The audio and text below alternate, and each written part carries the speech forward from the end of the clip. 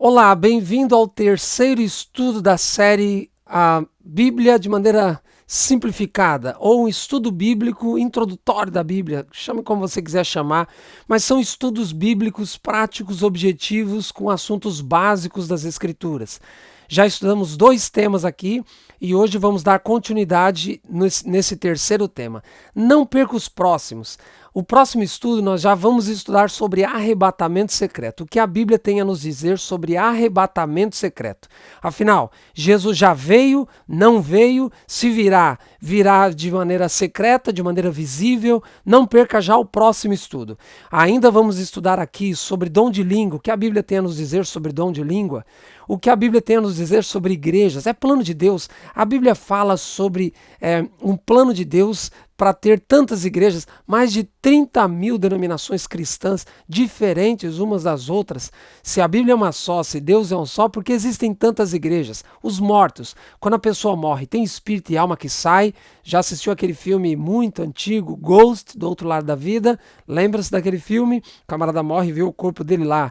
O desenho Fantasminha Camarada, tem um nome lá tão antigo que eu nem lembro mais o nome daquilo. Enfim, quando a pessoa morre, tem um espírito que sai, uma alma que sai, tudo isso a Bíblia tem respostas e nós vamos estudar já nessa semana. O próximo estudo, nós vamos falar sobre arrebatamento secreto. Não perca. O estudo de hoje eu vou dar continuidade ao estudo anterior que vínhamos tratando. Lembra-se? Falamos sobre o pecado e nós vimos que há dois conceitos básicos de pecado. O primeiro é a transgressão da lei, mas há um conceito mais amplo onde Jesus diz, olha, se você odeia o seu irmão e externa isso, você já matou. Se você olha para uma mulher com intenção impura, já adulterou. Então Jesus amplia o aspecto do pecado, ou seja, pecado é uma natureza pecaminosa que temos dentro de nós. E aí a Bíblia diz então que o plano de Deus é uma transformação de dentro para fora, ok? Vou dar continuidade ao que estava tratando no último estudo, e então você vai se aprofundar nesse conhecimento e já preparo você para os temas subsequentes. Olha o texto de Jeremias capítulo 13. Quero começar esse estudo com Jeremias capítulo 13. Se você tem alguma dificuldade, pare a Bíblia ou pare o vídeo, dê uma pause, ache o texto e aí você acompanhe comigo, ok? Antes de ler, você pode pegar sua Bíblia, seja impressa, seja no seu material eletrônico, mas antes de ler, como a gente sempre faz aqui, vamos fazer uma oração enquanto você abre a Bíblia em Jeremias 13. Vamos orar. Senhor Deus, louvado seja o teu nome pelos estudos da tua palavra, que o seu Espírito nos ilumine, que o seu Espírito nos dê a compreensão daquilo que estamos estudando. Em nome de Jesus oramos. Amém.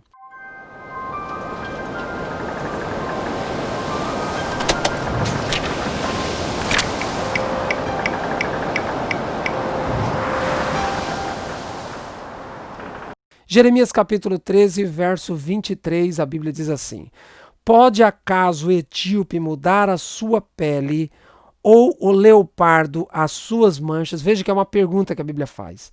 A Bíblia está dizendo, pode uma pessoa de cor mudar a sua pele? Pode uma pessoa, seja ela, na verdade, qual cor que seja, pode mudar a sua pele? Pode alterar? Aí a Bíblia ainda faz uma outra pergunta. Pode o leopardo mudar as suas manchas? Você já sabe a resposta.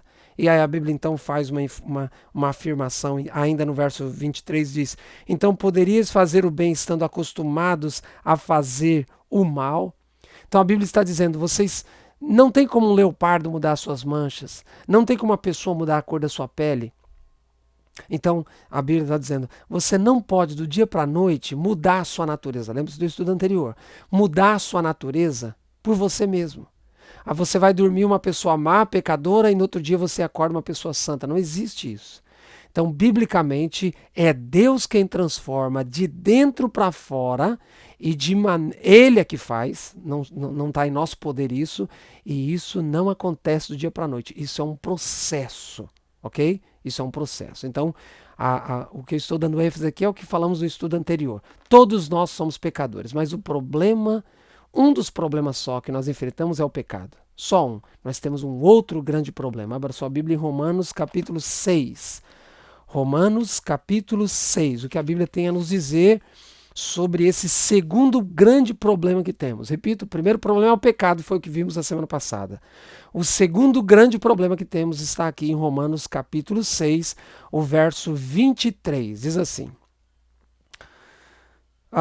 Deixa eu ver aqui na minha Bíblia, 23 aqui. Porque o salário do pecado é a morte, mas o dom gratuito de Deus é a vida eterna em Cristo Jesus, nosso Senhor. Então a Bíblia divide esse verso em duas partes. O salário do pecado é a morte, ou seja, a consequência do pecado é a morte. O resultado do pecado é a morte. Então, desde o primeiro estudo, temos falado aqui e demos ênfase mais no estudo anterior. Quantos de nós somos pecadores? Todos somos pecadores. E por sermos pecadores, o que nós merecemos? A morte, porque a Bíblia diz, a consequência do pecado é a morte. O salário do pecado é a morte. Então nós merecemos a morte por quê? Porque somos pecadores. E aí o texto continua, mas, todavia, entretanto, porém, o dom gratuito de Deus, é de graça, o dom gratuito de Deus é a vida eterna em uma pessoa chamada Jesus Cristo. Veja, nós somos pecadores. E por sermos pecadores, merecemos o quê? A morte. Esse é o segundo grande problema. O primeiro grande problema, somos pecadores. O segundo grande problema, morte. Por sermos pecadores, merecemos morrer. Agora, Deus, em Cristo Jesus, já tem a solução. O dom gratuito de Deus é a vida em Jesus. Mas eu te pergunto, se todos nós somos pecadores e por sermos pecadores merecemos a morte, como é que Deus vai nos dar vida sendo que somos pecadores e merecemos a morte? Já já eu respondo essa pergunta. Eu quero ler outro texto com você que está em 2 Pedro, capítulo 3. 2 Pedro, capítulo 3, um pouquinho para frente aí no finalzinho da Bíblia, 2 Pedro, capítulo 3, verso 13. Se você tiver alguma dificuldade, dê pause e quando achar, você me acompanhe na leitura, por favor. 2 Pedro 3, verso 13, a Bíblia diz assim: Nós, porém, segundo a sua promessa, a promessa de Deus, esperamos novos céus e nova terra nos quais habita justiça. Esse texto ele é muito importante com base em tudo aquilo que a gente já estudou, inclusive nos 2 estudos anteriores. O que estamos vendo até aqui? Nós somos pecadores, merecemos a morte. Mas o plano de Deus é para nos dar a vida em Jesus Cristo, ok? Mas nós já vimos também no estudo anterior, lembra-se que nós lemos Romanos 3, versos 10, 12, onde o texto diz lá, não há nenhum justo sequer, porque nós somos pecadores, nós não temos justiça em nós mesmos. Então, além de sermos pecadores, merecemos a morte, nós não temos justiça. Agora, a Bíblia está mencionando aqui, lembre-se que o texto anterior mostrou que o plano de Deus é nos dar vida, vida eterna. E esse texto aqui de Pedro está dizendo que nós, segundo a sua promessa, esperamos novos céus e nova terra. Algumas pessoas chegam a dizer que Jesus não prometeu isso, não prometeu um novo céu e nova terra, ele simplesmente prometeu uma vida longeva aqui, de forma nenhuma. O texto está dizendo, nós, segundo a sua promessa, esperamos novos céus e nova terra. Agora, sabe qual é o problema? Esse texto está dizendo que nessa nova terra habita justiça. Nós somos pecadores e não temos justiça. E merecemos a morte ainda. Como Deus vai fazer, então, com que tenhamos vida eterna, num lugar que habita justiça, sendo que nós não temos vida eterna. Pelo contrário, por sermos pecadores, merecemos a morte eterna. E ainda no lugar que habita justiça, nós não somos justos, somos pecadores. Como é que Deus vai fazer isso então? Bom, estou na metade do meu estudo, agora entro na segunda metade do meu estudo para terminar. Eu quero que você abra sua Bíblia agora em Romanos capítulo 5. Romanos capítulo 5. Veja que nós lemos em Pedro diz, esse novo céu, essa nova terra, a vida eterna que Deus está preparando para nós, habita justiça. Mas se nós somos injustos, pecadores, como é que nós vamos para essa terra de justiça? Qual é o plano de Deus para que a gente possa sermos beneficiados com esse novo céu e nova terra que habita justiça? Romanos capítulo 5, verso 1. Você vai se surpreender. Justificados. Ou seja, recebendo justiça, mediante a fé, temos paz com Deus por meio de nosso Senhor Jesus Cristo.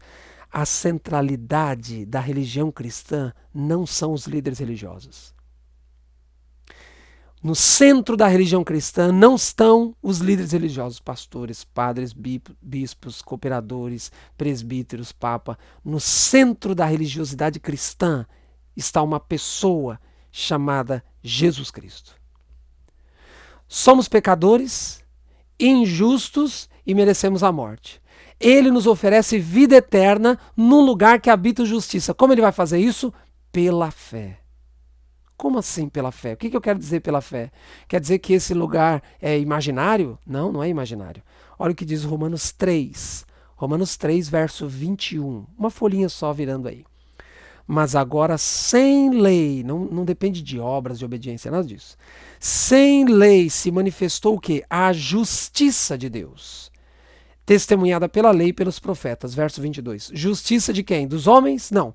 Justiça de Deus mediante a fé numa pessoa chamada Jesus Cristo. Não é mediante a fé no pastor, no que o pastor diz, no que o presbítero diz, no que o padre diz, no que o cooperador diz, no que o apóstolo diz, nada disso.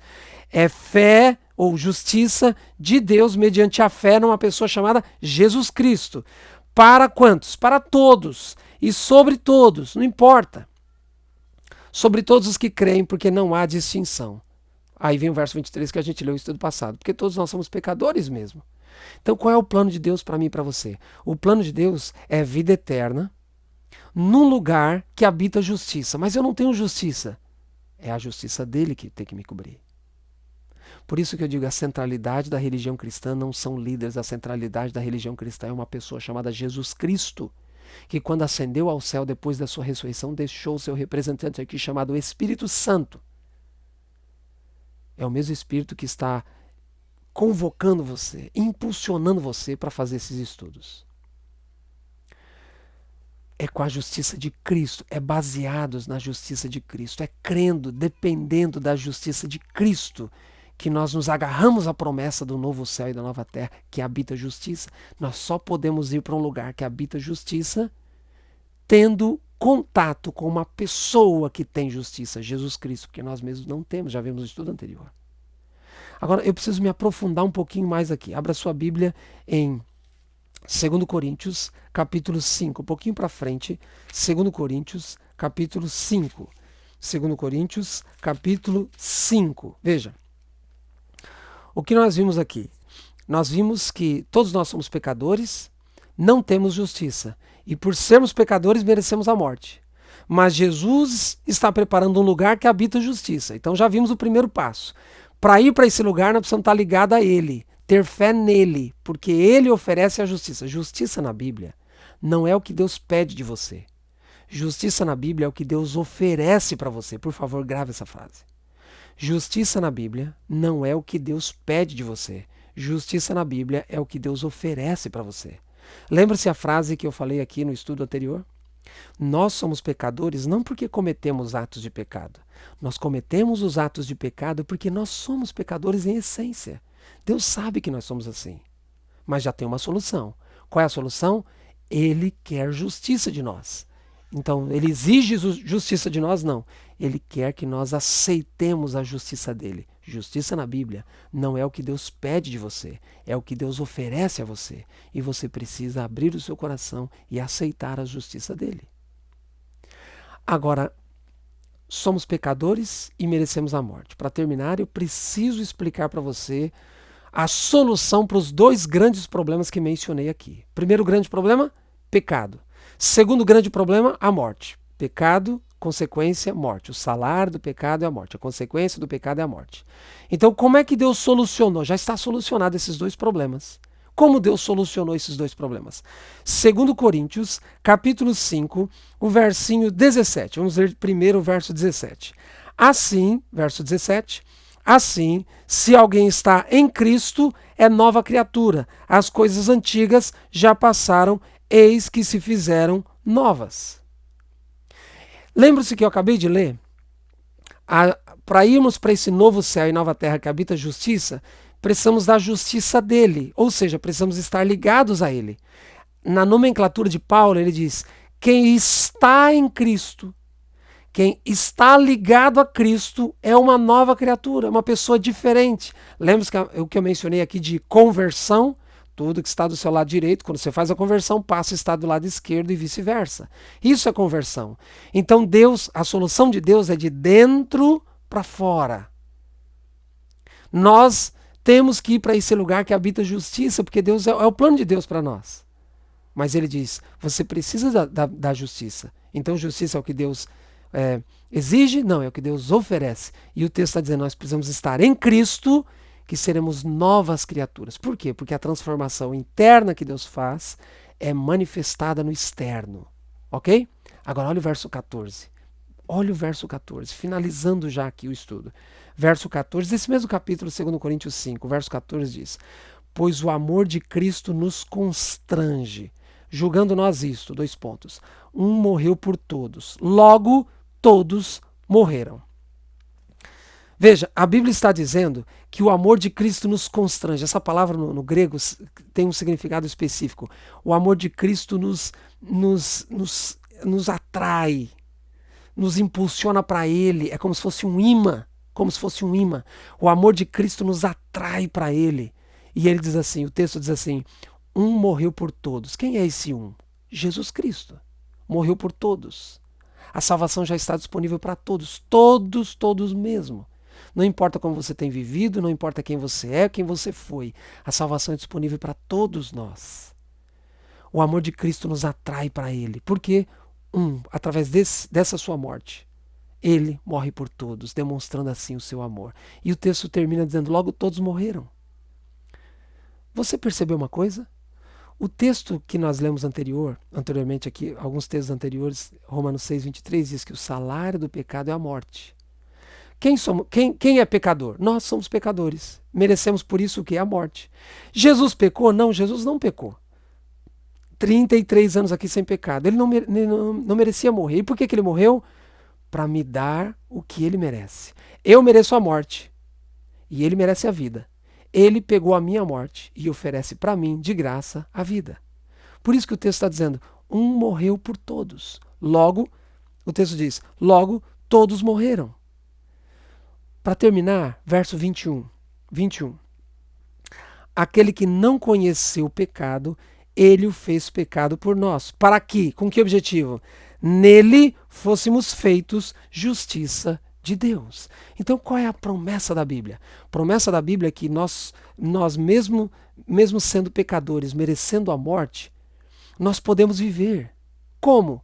Em Cristo, porque Ele tomou a morte que eu merecia, tomou a morte que você merecia e nos oferece a vida que Ele merecia. E não só uma vida de 70, 80, 90, 100 anos, não, uma vida eterna. E não só uma vida eterna num lugar de justiça, mas nós não somos justos. Então todos esses problemas já estão solucionados. Por quê? Porque Ele oferece a justiça dEle. Ele oferece a vida dEle. E Ele oferece a justiça dEle. Veja, eu e você somos pecadores. Ele diz: quer fazer uma troca comigo?